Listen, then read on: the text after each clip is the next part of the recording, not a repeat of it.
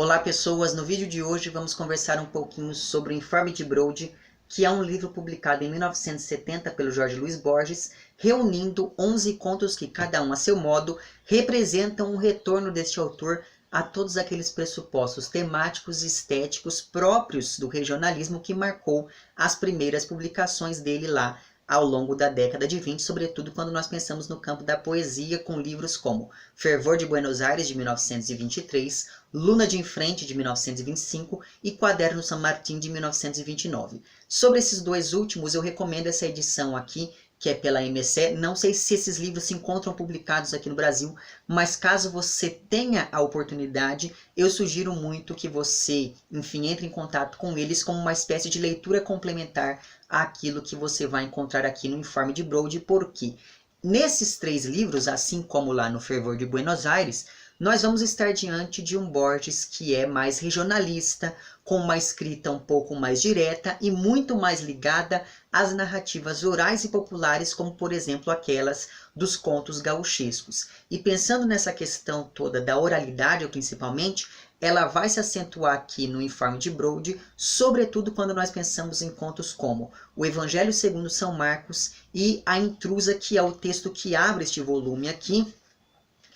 E uma coisa muito interessante sobre este conto é que já na primeira frase ele vai recuperar aquela ideia de um caráter oral da narrativa popular e ainda carregar toda a proposição de que a literatura se afasta da verdade em nome do estilo. Então, no primeiro parágrafo, eu gostaria de salientar aqui dois momentos muito interessantes. A primeira frase, em que é dito o seguinte: dizem, o que é improvável, que a história foi contada por Eduardo. E daí um pouquinho mais para frente, este narrador encerra o parágrafo da seguinte maneira: mas prevejo desde já que cederei à tentação literária de acentuar ou acrescentar algum pormenor.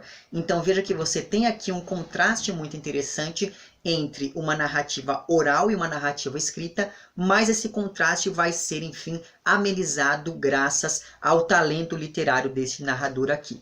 Pois bem, então aqui nós vamos ter um Borges que ele está muito mais preocupado com aspectos que dizem respeito à cor local e se distancia, portanto, daqueles ambientes abstratos e de toda aquela profusão de símbolos que marca obras como, por exemplo, aqui o Ficções, que é um livro de 1944, se não me engano, e o Aleph, que é um livro de 1949. Já tem vídeos para ambos os livros aqui no canal, eu vou deixar o link para eles lá embaixo.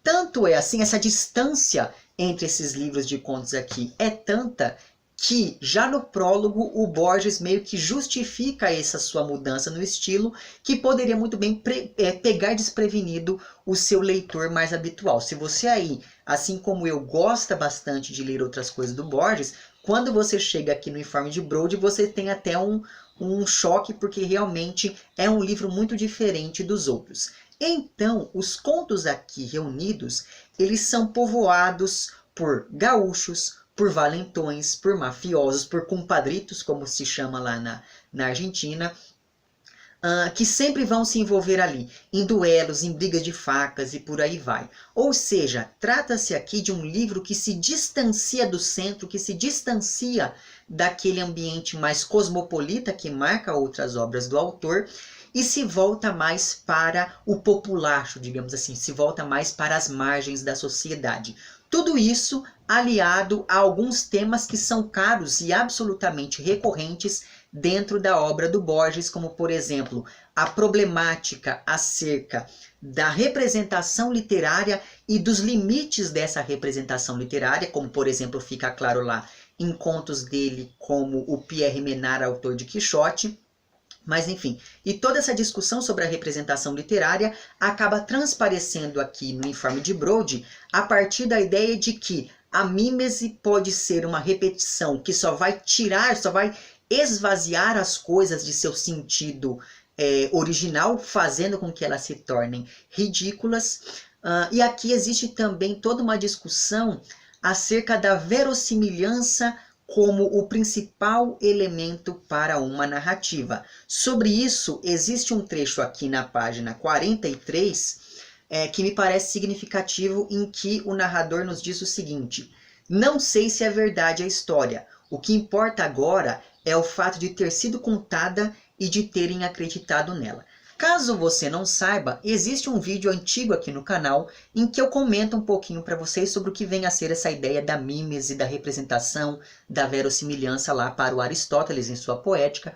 Vou deixar o link para esse vídeo lá embaixo. Pois bem, outro tema que vai estar aqui presente também no Informe de Brode é a ideia da circularidade do tempo e do eterno retorno. Só que aqui, essa é uma discussão destituída daquela metafísica que nós temos aqui, por exemplo, no Ficções, porque o que torna o tempo circular nesses contos aqui do Informe de Brode é a vingança, são as repetições, os costumes, as tradições, os hábitos, a projeção de um sujeito em outro por conta da força da história que vai impelindo esses sujeitos aqui para o progresso. Então, graças a essa questão da circularidade do tempo, nós vamos ter aqui também outro tema que é muito importante para que a gente entenda a obra do Borges, que é a questão do duplo, que neste caso se alia a uma espécie de repetição inconsciente de um comportamento herdado dos pais. Então esses personagens aqui, eles são movidos muito mais pela cultura em que eles estão ali inseridos do que pela própria vontade. Então eles são manipulados por tradições e por costumes que já se sedimentaram e que determinam o modo como as pessoas vão se relacionar entre si. Então veja aqui, a circularidade do tempo, proposta aqui pelo Informe de Brode, ela só acontece porque você está fazendo exatamente as mesmas coisas que o seu pai fez antes de você, que por sua vez fez as mesmas coisas que o pai dele fez antes dele, e assim por diante. Então, é muito provável que vocês todos, você, o seu pai, o seu avô e etc., tenham um fim muito parecido ou tenham o mesmo fim no fim das contas. E isso acaba levando a uma ideia de que o tempo não passa, de que o tempo sempre vai se repetindo de maneira indefinida, porque afinal de contas ele é aprisionado por uma determinada visão de mundo,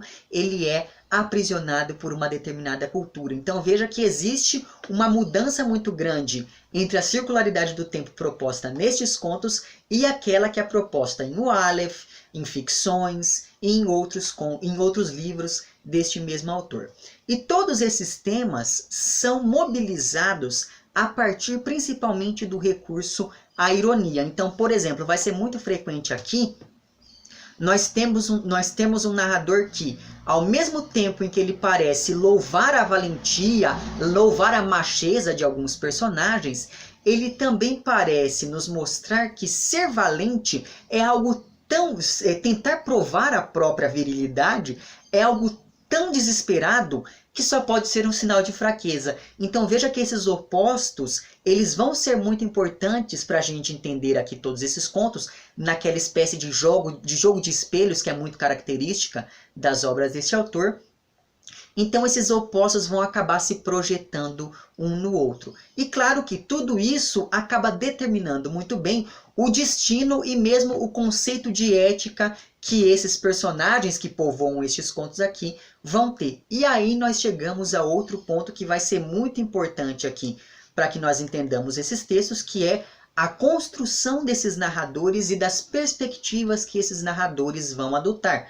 Porque, na maioria das vezes, nós vamos aqui ver narradores que são parciais, que ouviram aquela história de alguém e daí estão contando para outra pessoa, ou que estão diretamente implicados naquilo que estão narrando. Então veja que são narradores muito pouco confiáveis, porque afinal de contas eles não têm um distanciamento necessário como aquele que nós temos aqui, por exemplo, nos narradores de Ficções, nos narradores de O Aleph e daí por diante. Por tudo isso, me parece que o melhor caminho para que a gente entenda este Borges mais universal aqui é entender esse Borges regionalista que nós temos no Informe de Brode. É entender esse Borges que fala dos Pampas, esse Borges que é muito mais argentino, por assim dizer. Então talvez seja interessante você começar por este livro aqui, antes de ir conhecer outras obras deste autor. Talvez, não sei,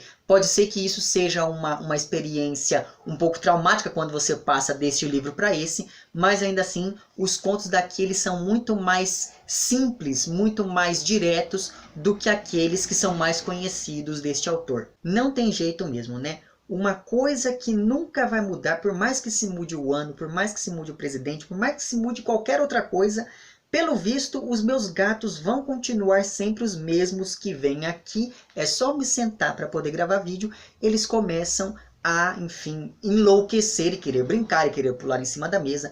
Mas o que eu ia dizer para vocês é o seguinte: outra coisa que acaba facilitando o nosso trabalho como leitores ao lidarmos aqui com esses contos é que a maioria deles vai girar em torno de dois temas, que são lá a rivalidade e o duelo. E como essa rivalidade e esse duelo conseguem aproximar e mesmo confundir elementos opostos. Então nós temos, por exemplo, e aí agora eu vou ter que consultar aqui os nomes dos contos para que eu não me esqueça de nenhum.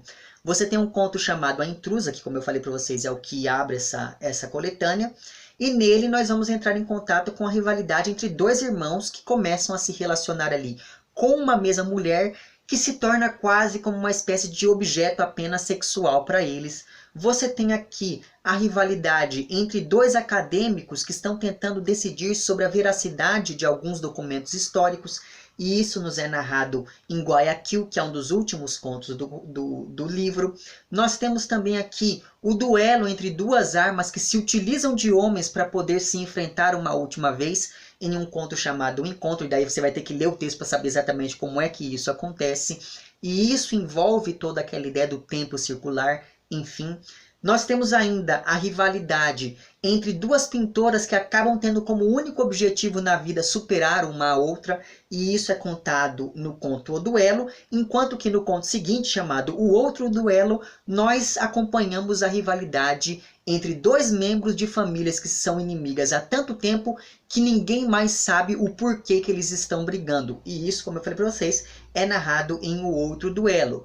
Por outro lado, nós também temos um conto muito interessante, e talvez um dos melhores aqui reunidos, que se chama História de Rosendo Juarez. Este conto aqui, ele se constrói a partir da justaposição das perspectivas de dois narradores diferentes. Para você aí que estuda letras, você já deve ter, ou enfim, algo nessa área, você já deve ter ouvido falar naquele texto do Walter Benjamin sobre o narrador, quando ele analisa ali a obra do Nikolai Leskov, que é um texto clássico dessa área, por isso que eu estou supondo que você já ouviu falar dele pelo menos. Pois bem, nesse texto o Walter Benjamin diz que basicamente existem dois tipos de narrador. O narrador sedentário, que é aquele que se fixa em um determinado lugar e justamente por conta disso ele conhece muito bem todas as questões culturais daquele ponto. E você tem também o narrador, que é o narrador viajante, ou narrador marinheiro, enfim, que é aquele que sai da sua zona de conforto, que sai da sua casa, vive aventuras pelo mundo afora e depois volta para contar aquilo que aconteceu com ele. Pois bem, esses dois tipos de narrador vão estar presentes aqui neste conto chamado História de Rosendo Juarez, no qual nós acompanhamos ali a vida de um sujeito que ficou um tempo preso depois de ter sido acusado de ter matado ali um homem durante um duelo, e depois que este personagem sai da cadeia, ele acaba se tornando capanga de político, e justamente por conta disso ele começa a ser temido por todas as pessoas. Só que esse sujeito acaba renunciando a toda essa macheza, renunciando a toda essa coragem, esse epíteto de corajoso que lhe atribuem, quando ele começa a perceber que, quando ele passa a se reconhecer como um reflexo de seus inimigos. E daí você tem toda aquela ideia do duplo, sobre a qual eu já falei para vocês, e lembra lá que essa questão do duplo é algo muito recorrente na obra do Borges. Nós temos também aqui um conto que trata da última vítima da Guerra da Independência da Argentina, e essa última vítima morreu quase 100 anos depois do fim da última batalha, e aqui novamente volta aquela questão do tempo circular, e isso está aqui em um conto chamado A Velha Senhora. E finalmente nós temos um outro conto muito interessante chamado Juan Muranha, que fala de uma viúva que enlouqueceu e pensa que o marido não apenas está vivo, mas também se vingou ali do dono de uma casa que está, enfim, tentando despejar a família por falta de pagamento. Então a narrativa desse conto é muito interessante porque o tempo todo, até que vai chegando ao final, você fica na dúvida se aquilo realmente aconteceu ou não. E aquilo, eu não vou, evidentemente, dizer o que foi que aconteceu no meio do conto, mas é muito interessante porque o tempo todo você fica pensando, não, mas será que essa mulher tá louca? Ou será que realmente o marido dela não morreu? Mas será que foi o fantasma dele? Será que não foi? Enfim, você vai ter que ler o conto para descobrir o que foi que aconteceu aqui. Então veja aqui, de uma maneira ou de outra, todos esses contos que eu mencionei até agora tratam principalmente da lealdade. Porque mesmo aqueles inimigos mortais, sejam eles acadêmicos, irmãos, pintoras, ou seja lá o que for, todos eles se mantêm fiéis em seu propósito de matarem ali os seus oponentes. O único conto em que essa questão da lealdade acaba não aparecendo é no segundo conto do livro, que se chama O Indigno. E nesse conto aqui nós vamos entrar em contato com a história de um rapaz que acabou traindo um mafioso que havia se tornado ali seu amigo, mas que estava planejando um assalto. Enfim, então é um conto muito interessante porque ele acaba se distanciando dos outros justamente por perverter essa questão da lealdade. E para além de todos esses contos, restam ainda dois sobre os quais eu gostaria de conversar mais detidamente com vocês. São eles então o Informe de Brody, que é o que, enfim, dá título aqui ao livro, e é o que encerra essa coletânea, diga-se de passagem. E uma coisa interessante é que este daqui é o conto mais distante daquele regionalismo que vai estar presente nas outras narrativas. E isso talvez se deva ao fato de que ele é abertamente inspirado lá em As Viagens de Gulliver, que é um texto do Jonathan Swift, mesmo autor da Modesta Proposta, que é um dos meus textos preferidos da vida, caso você não saiba. Mas enfim, só que apesar dessa inspiração lá no As Viagens de Gulliver, graças à ironia borgiana, nós percebemos que, ao contrário do que acontece no texto do Swift, em que nós temos um personagem com uma moral já definida e que julga como errados os costumes diferentes dos seus e como bárbaras todas aquelas pessoas que pertencem a outra cultura, ao contrário disso tudo que está presente lá nas Viagens de Gulliver, aqui em O Informe de Brody, tudo é absolutamente ambíguo, tudo é incerto. Este narrador aqui vai o tempo todo tentar desconstruir aquela ideia de uma moral da história. E parece que com este texto aqui, este narrador, e por tabela lá, o Borges, tenta nos mostrar a todo momento que não é possível dividir o mundo em bom ou mal, em certo ou errado, em selvagem e civilizado, em antigo e moderno, e por aí vai. Sobre isso existe um trecho aqui na página 91 que eu achei muito interessante, em que é dito o seguinte: essa tribo, né, essas pessoas que pertencem à tribo, não são uma nação primitiva, e sim degenerada. Então veja que, apesar de ser abertamente inspirado lá no texto do Swift, este texto aqui do Borges, ele consegue muito bem ir para outra direção graças a esse refinamento, graças a essa ironia própria deste autor. Mas enfim, este conto aqui, o Informe de Brody, ele vai se construir como uma espécie não, ele vai se construir como a tradução de um texto escrito por um missionário escocês, se não me engano, que passou um tempo junto com uma aldeia ali de aborígenes no interior do matagal, algo do tipo, enfim. E ao longo deste seu informe, o autor, que é o missionário escocês chamado Brody, David Brody, se não me engano, ele começa a descrever os hábitos daquelas pessoas que ele encontrou durante essa sua expedição. Só que este narrador, autor, vai aos poucos se naturalizando com tudo aquilo que ele vê. E esse processo de estranhamento junto com a naturalização de algo é uma das coisas mais incríveis que você vai encontrar aqui em todo este livro. Porque conforme ele vai narrando, a gente começa a perceber que, segundo as leis deste povo aqui, os reis são mutilados, eles vivem em uma caverna isolada do resto da tribo, eles são cobertos por esterco e eles têm os olhos queimados ou perfurados, já não me lembro mais, para que eles não se distraiam da sabedoria exigida para um governante. E outra coisa muito interessante sobre essas pessoas aqui, enfim, criadas pelo Borges e descobertas por esse missionário escocês, é que esse povo não tem nem imaginação e nem memória. E aqui volta aquela questão toda do tempo circular e etc. Sobre isso, existe um trecho aqui nas páginas 89 e 90 em que o narrador diz o seguinte: os Yahus, que é o nome desse povo, não têm memória ou quase não a têm. Falam dos estragos causados por uma invasão de leopardos, mas não sabem se foram eles que a viram ou se foram seus pais, ou se estão contando um sonho. Então veja aquela ideia da circularidade do tempo. Pois bem, os feiticeiros a possuem, a memória, embora em grau mínimo. Podem recordar à tarde os fatos que aconteceram de manhã ou mesmo na tarde anterior. Gozam também da faculdade da previsão. Declaram com tranquila certeza o que sucederá dentro de 10 ou 15 minutos. Indicam, por exemplo, uma mosca vai roçar a minha nuca, ou não tardaremos a ouvir o pio de um pássaro. Sabemos que o passado, o presente e o futuro já estão, ponto por ponto, na profética memória de Deus, em sua eternidade. O estranho é que os homens possam olhar indefinidamente para trás, mas não para frente. Filosoficamente, a memória não é menos prodigiosa do que a previsão do futuro.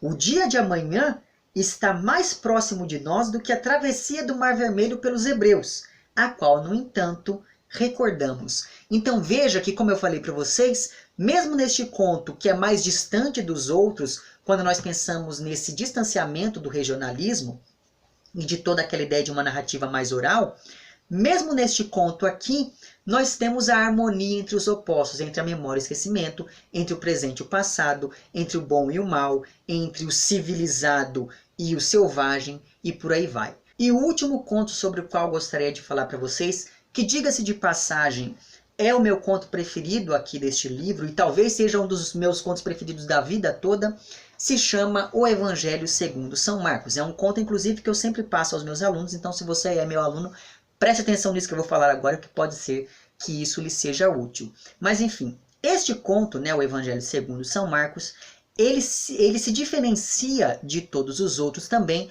porque nele o dado regional e o dado universal acabam se imbricando graças à equivalência que acontece aqui entre a paixão de Cristo, descrita lá no Evangelho de Marcos, e os incidentes que acontecem nos Pampas argentinos em 1938, se não me engano, com um rapaz chamado Baltazar Espinosa. E daí, atenção, só pelo nome desse rapaz, nós já percebemos ali uma referência à tradição religiosa. Enquanto que o sobrenome dele já nos diz que provavelmente ele tem alguma coisa de judeu, porque o sobrenome Espinosa é muito comum neste meio judaico. Então, quando o conto começa, o Baltazar Espinosa está com 33 anos. Lembra-se que 33 anos é a idade de Jesus quando morreu. Pois bem, e esse sujeito aqui é sempre muito elogiado como um grande orador. Ele fala muito bem e de maneira muito convincente ao público, assim como Jesus fazia lá nos evangelhos. Pois bem, um belo dia, este rapaz, estudante de medicina, vai passar ali uns tempos na fazenda de um primo, só que justamente neste período esse primo tem que se afastar dessa fazenda e ir até a cidade. Durante a ausência deste primo, do tal do Baltazar aqui, cai um verdadeiro dilúvio que alaga os Pampas e mantém o Baltazar isolado no meio do nada. As únicas companhias que este personagem vai ter aqui vão ser o caseiro dessa fazenda, que tem um filho e uma filha. E essa filha tem uma paternidade ali meio incerta. Ora, essa família de caseiros, então, já recupera outras questões da Bíblia, como, por exemplo, a Santíssima Trindade, por um lado, e toda aquela ideia da paternidade de Jesus, que tem ali como pai tanto José quanto Deus. Enfim, para poder então entreter aquelas pessoas no meio do nada, enquanto os pampas não se desafogam, né? não se desalagam, enfim.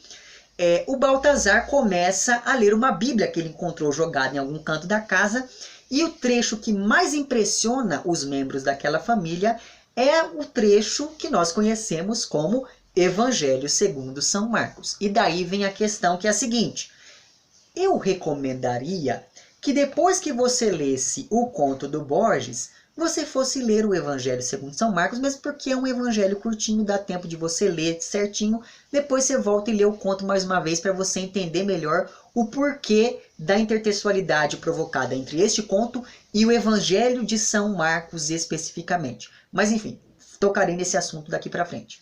O tempo então vai passando enquanto o Baltazar lê essa passagem bíblica a essa família, e essa família vai se tornando cada vez mais próxima do personagem principal, principalmente depois que ele acaba curando uma ovelha que estava machucada. E os membros dessa família acabam vendo nisso uma espécie de milagre. Eu não sei se você percebe, mas essas pessoas estão começando a projetar no Baltazar a imagem do Cristo bíblico.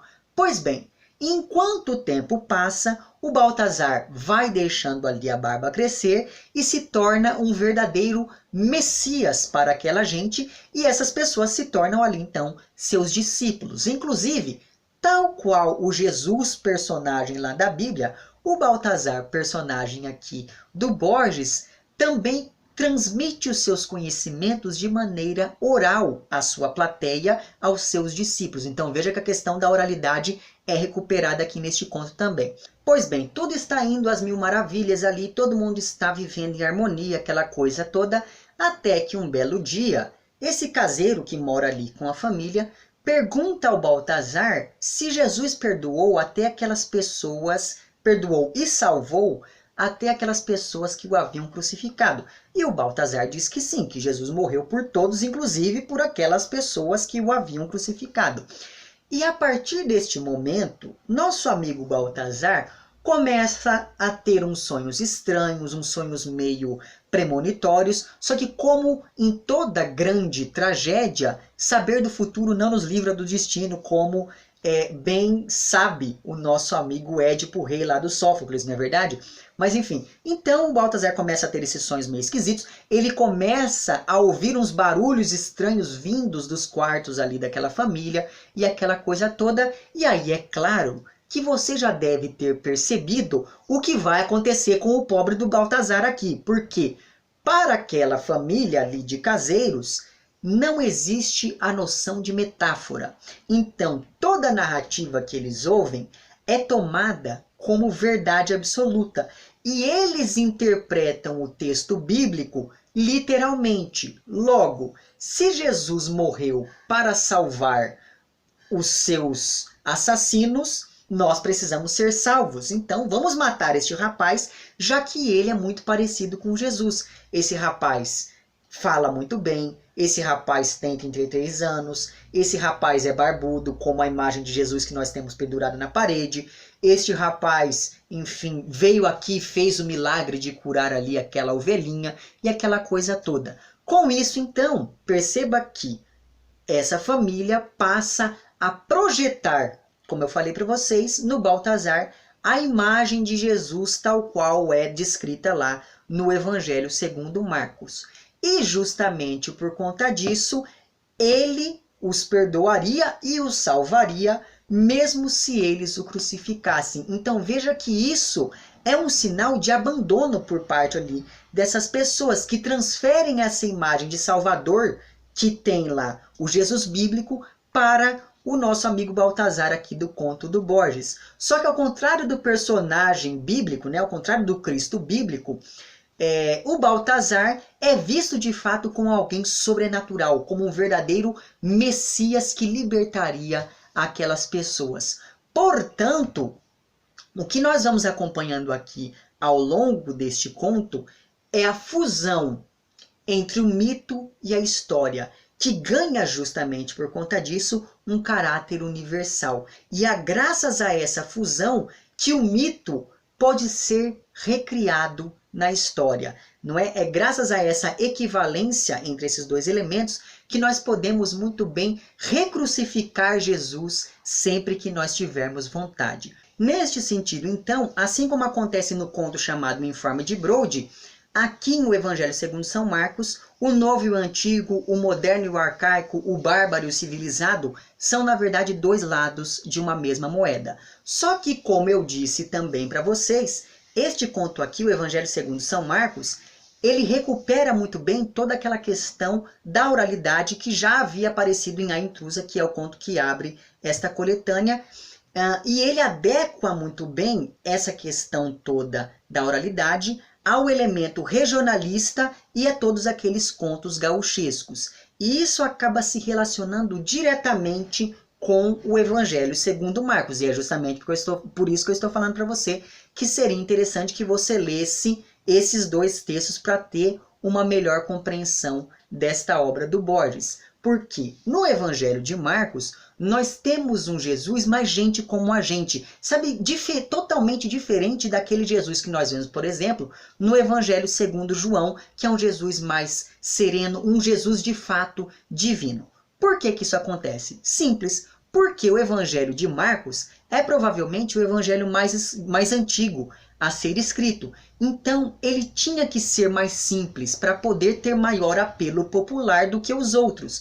Porque, afinal de contas, o redator lá, o autor do Evangelho de Marcos, ele não perde tempo floreando o estilo. Esse autor queria convencer o seu público daquilo que estava sendo narrado e justamente por conta disso ele se utiliza de elementos da oralidade e um estilo mais simples possível. Portanto, nós temos os ensinamentos de Jesus que eram passados ali oralmente e que foram escritos em um evangelho que também era transmitido de maneira oral. E é com este evangelho mais popular, digamos assim, que e com nenhum dos outros evangelhos, que o Borges acaba estabelecendo um diálogo nesse seu conto ao tratar dessa narrativa que é passada oralmente do Baltazar para essa família de caseiros. Então veja que, como eu disse em algum momento do passado desse vídeo, nos contos deste livro você vai encontrar sim muito daquele Borges regionalista dos anos 20, por exemplo aqui de Quaderno San Martín, de 1929, mas aqui nós também vamos encontrar muito daquele Borges mais universal dos anos 40, como por exemplo o Borges aqui de Ficções de 1944. Justamente por conta disso, acredito que talvez seja um bom caminho você começar aqui pelo Informe de Brode, e graças a isso é que eu recomendo fortemente mais essa leitura, certo? Vou deixar lá embaixo o link para onde você pode comprar estes livros e com isso você me ajuda e todo mundo fica feliz. Enfim, é isso. Se você gostou do vídeo, não esqueça de curtir e de compartilhar. Caso não tenha gostado, diga lá embaixo porque não gostou. Se tiver algo a acrescentar, diga lá embaixo também. Se você está inscrito no meu canal, muito obrigado pela sua inscrição. E caso não esteja inscrito, considere fazê-lo, certo? É isso então, um amplex para vocês todos e tchau!